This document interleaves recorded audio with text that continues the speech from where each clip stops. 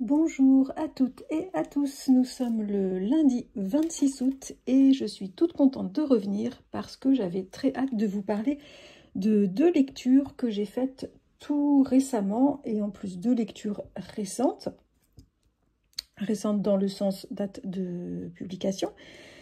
Bref, je vais vous parler aujourd'hui de ces deux lectures et puis aussi vous présenter mon petit craquage en librairie dans le contexte aussi tentant de la rentrée littéraire. Alors je vais commencer avec, je vous en avais parlé dans le précédent point lecture, parce qu'il me semble que j'étais en train de le lire, non je l'avais terminé. En tout cas, je souhaite en parler là, il ne se passe jamais rien ici. Le tout dernier roman d'Olivier Adam, qui est sorti cette année en mai et j'avais quelques réticences à l'acheter puisque Olivier Adam c'est un auteur que j'apprécie énormément depuis ses débuts, mais depuis 4-5 ans ses derniers textes m'avaient un petit peu déçue. Je les trouvais un petit peu moins fouillés, moins engagés au niveau social et ouais, voilà, beaucoup plus consensuel, donc il m'avait un petit peu déçu ces dernières années, donc j'y allais avec réticence. Mais là, j'ai beaucoup aimé et vous allez le voir, je suis très contente d'avoir retrouvé l'Olivier Adam de ses débuts. Alors d'habitude, Olivier Adam, c'est un auteur qui a l'habitude de nous embarquer dans des toutes petites villes du bord de mer, dans des petits coins pas loin de Saint-Malo, le plus souvent, ou parfois il nous emmène au Japon, pays qu'il adore et où il a vécu quelque temps. Mais là, il nous fait changer radicalement de décor. Il nous emmène dans un petit village entouré de montagnes sur les bords du lac d'Annecy, dans une région qui vit du tourisme, et même d'un tourisme assez luxueux. Ce qui fait que les gens du coin ont un petit peu de mal, enfin ils vivotent un petit peu grâce à cette industrie du tourisme. Et c'est dans la vie de ces personnes que l'on va se plonger. En fait, d'entrée de jeu, Olivier Adam, dès le début de son roman, nous montre la nette fracture sociale qu'il existe dans ces villes françaises et certainement ailleurs extrêmement touristiques. Il nous montre les arrières du décor, des beaux hôtels et des bons restaurants. Il nous montre les personnes qui vivent du travail saisonnier, qui sont assez souvent en galère, qui vivent de débrouille. En tout cas, pour les habitants du coin qui décident de rester et de ne pas partir faire leur vie dans les grandes villes. Là, j'étais super contente dès le début puisque je trouvais que le très fin regard d'Olivier Adam sur notre société contemporaine était de retour. Et j'ai accroché direct du coup à ce roman. Alors, plus précisément au niveau de l'histoire, on suit Antoine qui a 38 ans. Antoine, c'est quelqu'un qui boit et qui fume beaucoup trop, qui est plutôt instable, qui ne parvient pas à garder un job, qui est très fougueux, très instable, qui vit encore un peu au crochet de ses parents puisqu'il habite dans un des studios que son père loue aux touristes. Son père a plusieurs gros chalets en bois qu'il a transformés en studio et il se fait pas mal d'argent avec ça. Et eh bien Antoine occupe un de ses studios et son père lui demande d'être super discret. Voilà, il vit à 38 ans un petit peu voilà, au crochet de ses parents, avec des relations très très spéciales avec ses parents, notamment son père. Mais je vais y revenir.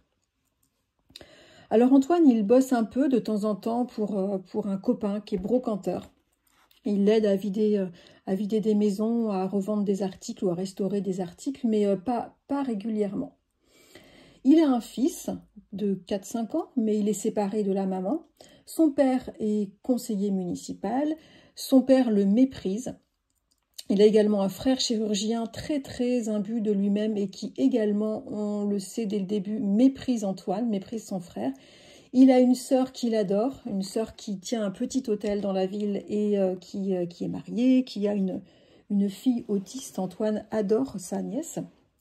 Et il a également une maman très aimante, mais une maman aussi qui est en plein début de maladie d'Alzheimer.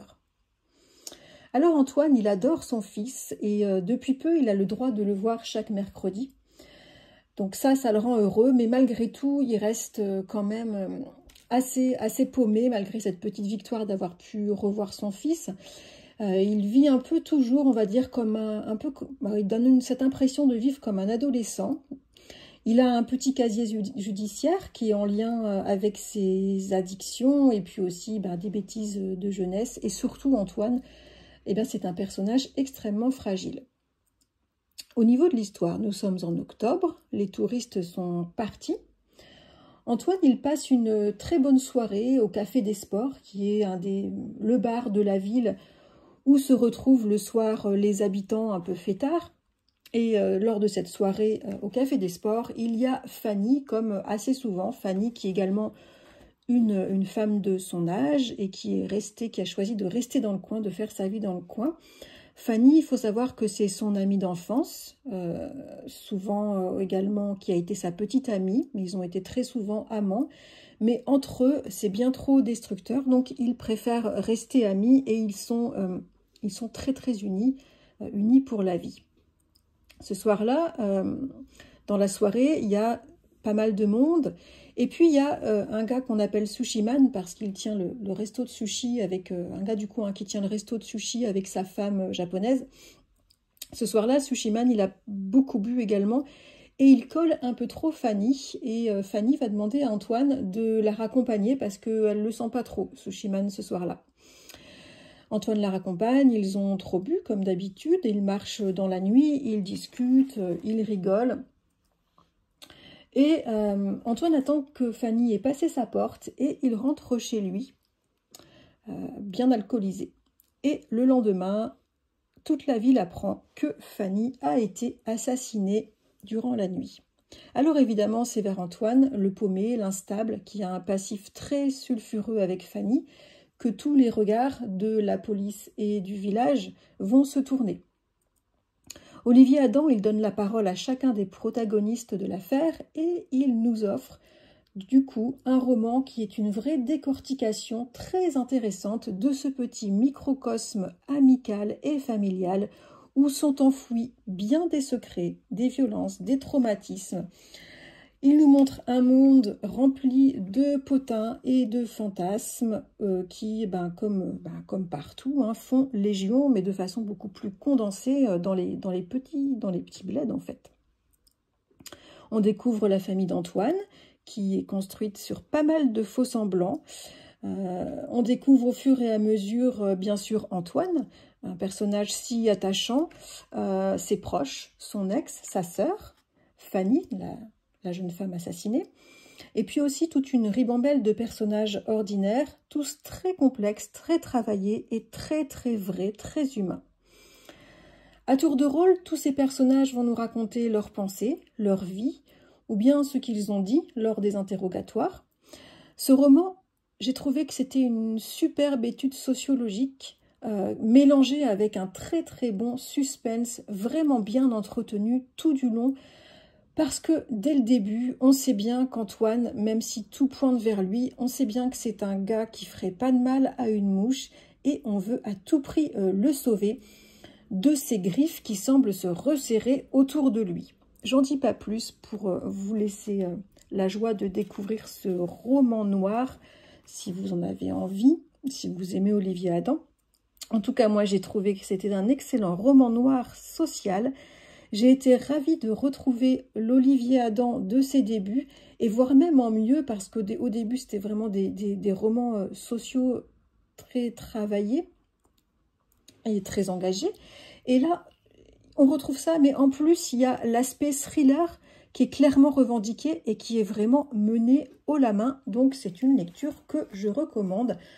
Olivier Adam, il ne se passe jamais rien ici, et c'est un roman que je vais garder précieusement dans ma bibliothèque.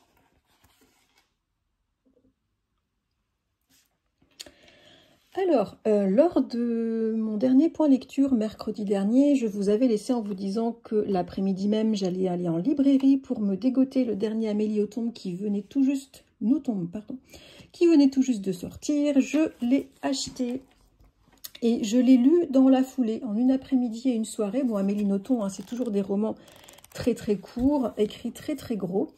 C'est pour moi donc un super moment à chaque fois d'aller m'acheter le bouquin le jour de la sortie, si je le peux, et de rentrer et de l'entamer aussitôt, ce que j'ai fait, et j'ai passé un super bon moment de lecture. Alors, l'an dernier, elle nous avait sorti un roman appelé Psychopompe. Elle nous parlait de sa passion des oiseaux, qui ont toujours guidé sa vie. C'est toujours très autobiographique, les romans d'Amélie Nothomb. Elle parlait de son rapport au deuil et à la mort. Dans ce nouveau texte, L'impossible retour, elle nous raconte son retour au Japon en mai 2023. Il faut savoir qu'elle a vécu au Japon, son papa a été diplomate, donc elle a vécu les premières années de sa vie au Japon, et elle a un lien très très fort avec le Japon, puisque dans sa vingtaine, elle a essayé de retourner y travailler. Et ça s'est très mal passé à Tokyo, et elle le raconte dans Stupeur et Tremblement, un de ses premiers romans. Je ferme la parenthèse. En tout cas, en mai 2023, elle revient au Japon pour un court voyage qui n'était pas du tout prévu, puisque une de ses grandes amies a gagné un voyage en avion pour 2 personnes, et cette amie qui rêvait de visiter le Japon a choisi le Japon et a souhaité qu'Amélie Nothomb, qui connaît le pays et la langue, l'accompagne pour la guider. Alors, sauf qu'Amélie Nothomb, désormais, elle explique qu'elle a beaucoup de mal à quitter son appartement parisien et ses habitudes. Elle a également beaucoup de mal à retourner dans ce pays qu'elle adore et aussi à en revenir. Mais elle a cédé aux arguments de son amie. Son amie n'admet pas du tout les arguments de nostalgie que lui présentait Amélie. Elle a fini par céder, par accepter ce voyage, mais elle redoutait très fort ce retour dans ce pays qui l'a toujours aimanté, qui l'a fait vibrer, qui l'a fait pleurer de joie dès qu'elle en aperçoit la côte depuis le hublot. Et je la comprends, hein, c'est quelque chose que c'est un pays que j'adore, le Japon. Et je vis la même chose qu'elle. Bref, ce pays,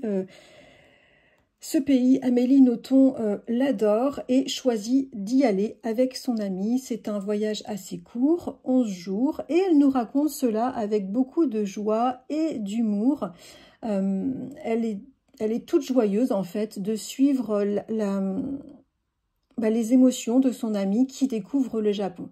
Alors, elles vont d'abord aller dans le Kansai, à Kyoto, et puis à Nara, et puis quelques jours à Tokyo, donc à 3 heures de Shinkansen. On la suit, qui nous raconte le fait qu'elle savoure finalement son retour, qu'elle s'amuse à découvrir les réactions de son amie face à la beauté, face à l'ordre, face au calme de ce pays, et puis aussi face à ses côtés négatifs, notamment ses grandes rigidités. C'est un pays qui exige vraiment de casser tous ses codes pour en percevoir toute l'essence et ne pas plonger dans des clichés ou dans des comparaisons trop faciles avec nos vies occidentales. Et Amélie Nothomb va justement voir si son amie est capable de ça. Et c'était très chouette, c'était très bien vu. Son amie est assez drôle, un peu exaspérante. Hein. C'est quelqu'un d'assez impulsif, très impulsif, qui va mettre Amélie Nothomb dans l'embarras plus d'une fois. C'est assez drôle d'ailleurs. Et ça permet de découvrir une Amélie Nothomb qui a un caractère vraiment très... elle est très patiente en fait, parce que moi je pense que j'aurais fini par planter cette amie tellement elle est exaspérante. Elle lui fait vivre des trucs un peu incroyables. Bon, c'était génial de revisiter des lieux que j'ai eu la chance de pouvoir visiter avec le regard, avec les pensées d'Amélie Nothomb, et puis aussi d'en découvrir de nouveaux aussi, qui m'ont donné très très envie de faire de nouvelles visites au Japon. Au-delà d'une simple visite touristique, dans ce roman, Amélie Nothomb, elle s'interroge sur le voyage, sur la nostalgie. Elle s'interroge beaucoup sur la nostalgie, sur le mémoire et l'effritement de la mémoire, sur sa difficulté. Elle élabore des théories sur sa difficulté à partir et à revenir dans ce pays qu'elle aime tant, et sur le pourquoi elle n'aime pas trop parler du Japon tellement c'est intime pour elle, et pourquoi aussi elle l'aime plus que tout, mais elle ne pourrait absolument pas y vivre. C'était très très intéressant. Voilà, très très intéressant, et au-delà de ça, moi je partage pas mal de sa vision des choses, donc j'ai beaucoup aimé ce nouvel opus d'Amélie Nothomb. J'ai eu vraiment l'impression c'est comme à chaque fois en fait que je lis un de ces romans, même s'ils ne me plaisent pas tous, l'impression d'avoir une chouette conversation avec une amie qui a les mêmes ondes de sensibilité, et vraiment ça fait du bien. C'est une lecture que je recommande. Je trouve que c'est une chouette manière de découvrir l'âme japonaise au-delà de tous les clichés qu'on peut lire ou qu'on peut entendre. Donc voilà pour mon agréable moment avec Amélie Nothomb, L'impossible retour. Alors évidemment, quand je suis passée en librairie pour me procurer le Amélie Nothomb, je le savais que je n'allais pas réussir à résister sur un seul roman. C'est la rentrée littéraire, il y a énormément de nouveautés. J'ai fait quelques petits craquages pour rester dans l'ambiance Japon. J'ai pas du tout entendu parler de ce roman. Je me suis procuré Le dernier voyage de Momoko Hidaka de Chisako Wakatake, qui nous raconte l'histoire d'une femme âgée, qui nous raconte sa vie. Donc moi, Japon et personnes âgées, c'est deux choses que j'adore. Donc j'ai même pas lu le début. Généralement, j'aime bien lire le début pour voir si j'accroche. J'ai pas lu le début. Le livre est tombé dans mon panier.